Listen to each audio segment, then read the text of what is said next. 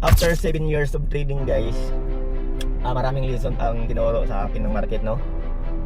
May mga panahong akala ko alam ko na lahat, pero paulit-ulit akong pinapakita ng market na marami pa akong kailangan matutunan.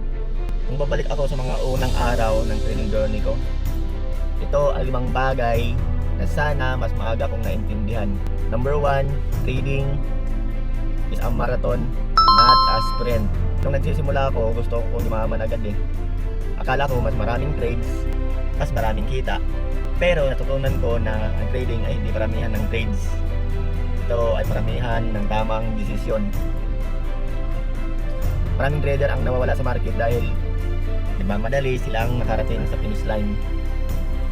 Pero ang mga trader na nagtagal ay yung marunong mag-focus sa consistency kaysa excitement.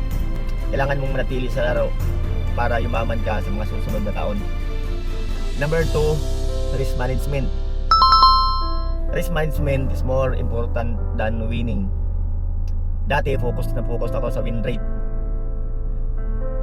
Gusto ko laging tama, ayaw kong matalo. Pero natutunan ko na hindi mo kailangang manalo sa bawat trade para kumita. Ang kailangan mo ay protektahan ang kapital mo. Kapag marunong kang mag-manage ng risk, mabubuhay ka para makapag-trade ulit bukas. Pero kapag hindi mo pinoprotektahan ang account mo, isang maling araw lang pwedeng mabura ang ilang buwan o taon mong pinaghirapan. Sa trading kasi, ang tunay na goal ay hindi kumita.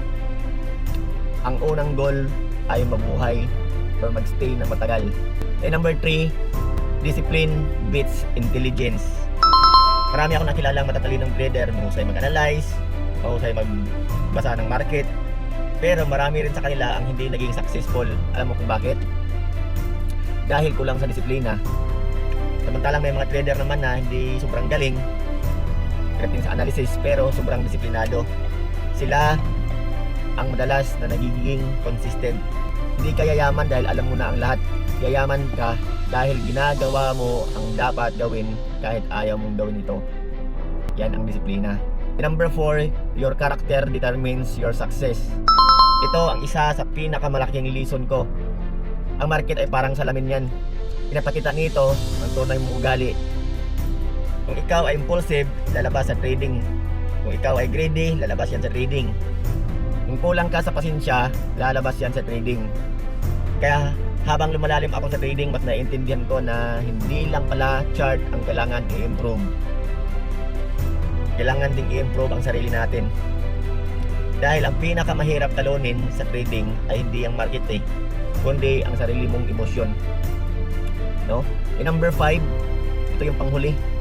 A proven system changes everything.